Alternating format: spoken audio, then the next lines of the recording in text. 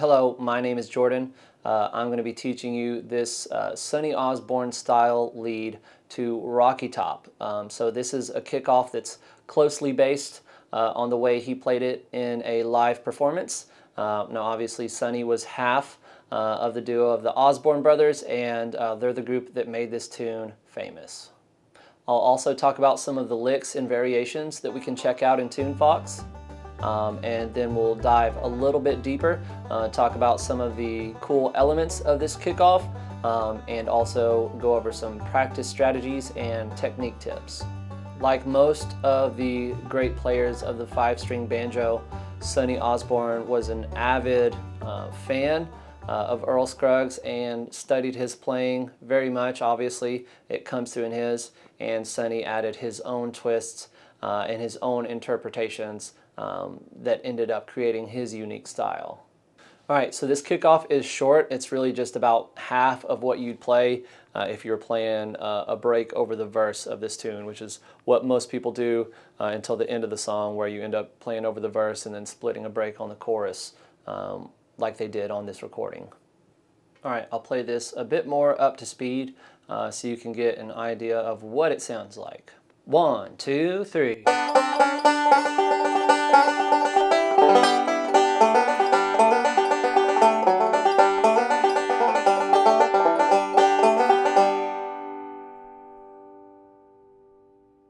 All right, I'm going to play through this slowly.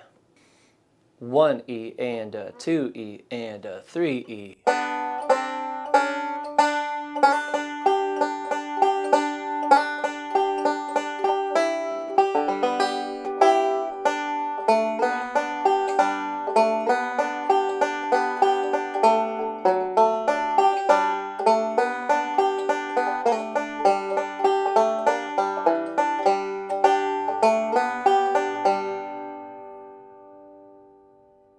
All right, I want to talk about just a few of the elements that makes this kickoff so cool. So obviously, we're using kind of that Foggy Mountain Breakdown riff to start this thing off.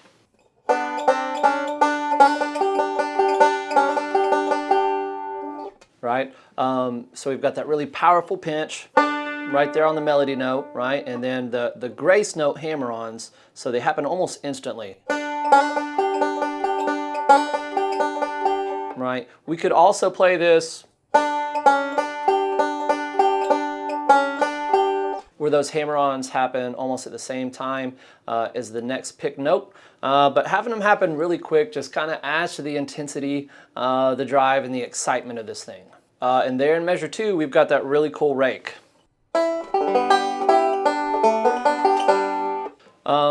So we're just dragging that pick down all the strings, right, until we get to this melody note that's up here on the 5th fret 1st string. Right? Now, this doesn't have to be perfectly in time, but it will sound really cool if you can get the rake to sound evenly as you drag it across the strings. So we get like a 1, 2, 3, 4, 1 kind of sound.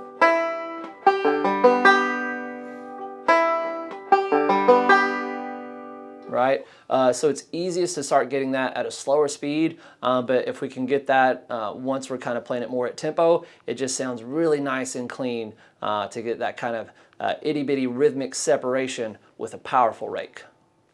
And the rake's interesting because even though a C chord is happening at that same time, we're kind of just raking on all open strings. But because the rake happens so fast, it just gives more of a rhythmic effect, and it just sounds like, you know, notes moving, directing towards that main melody note.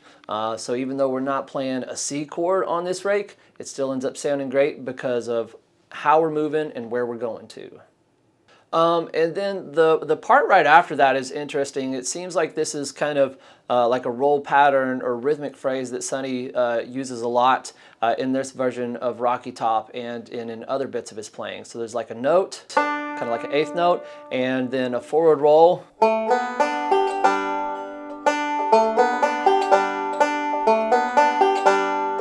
Followed by that pinch, right? And it also happens again there in measure 4 on the D chord. It's obviously playing on different notes, but it's the same kind of rhythmic and roll pattern.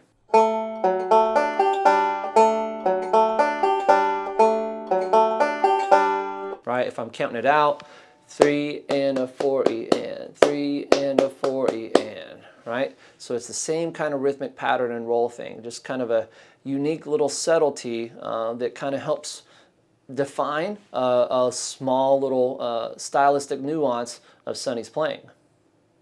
A bit of technique advice here on that grace note. Make sure that when we are hammering down that you just go ahead and leave that first finger down. Right? We could also play that as a slide if you wanted to.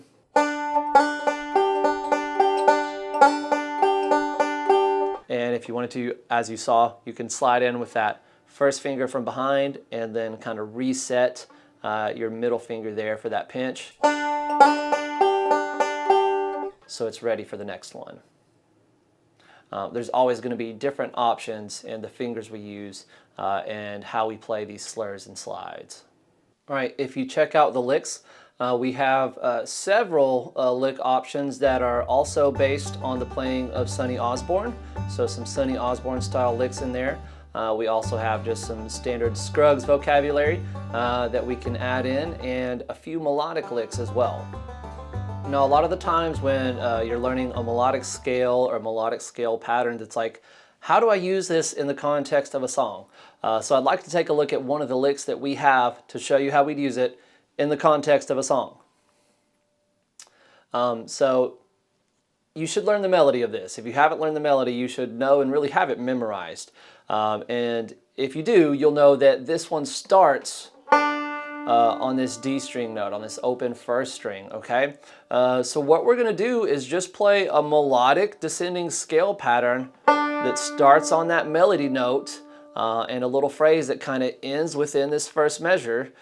And then all of a sudden, we've got a way to add in this melodic scale to this song, and then we'll just continue with the rest of the song after. So we're starting on a melody note and playing something that sounds cool and will work great in this song. Now I'm just going to play the lick by itself so you get an idea of how that sounds. Again, it's just a melodic scale pattern, and we're playing the last two notes a little bit longer so it still sounds musical and fits well within that one measure.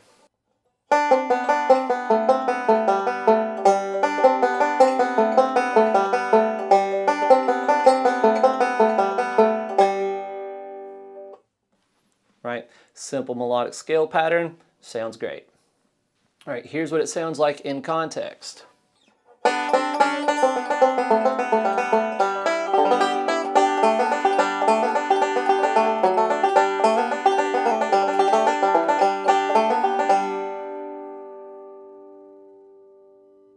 Right, that lick, not exactly Sonny Osborne style, but you know, always check new things out for yourself and try it for yourself before you decide whether or not you like it or don't like it. It's kind of like food, right? Don't take someone else's word for it. Just try it. All right, so we've went over this short kickoff in the style of Sonny Osborne for Rocky Top. Talked about a few of the elements that kind of make it unique to Sonny and went over that one lick. And as I said, there's more for you to explore as well. For your next steps, definitely make sure you know the backup to this tune, especially if you plan on jamming with others. And you might want to check out the other Sonny Osborne style arrangement. That one's kind of the more full solo where he plays through the whole verse and then splits the solo with the mandolin, so he ends up playing on the second half of the chorus as well. So if you dig this, you'll definitely like that one as well. All right, keep picking, you're doing great. Make sure to make listening a part of your practice and dig into some more Osborne Brothers stuff. They definitely left a lot to this world and to bluegrass, and let's say thank you by supporting the music that's still out there. Okay, that's all we have for this Sonny Osborne style kickoff to Rocky Top. Hope you all enjoyed it. Keep picking, stay tuned.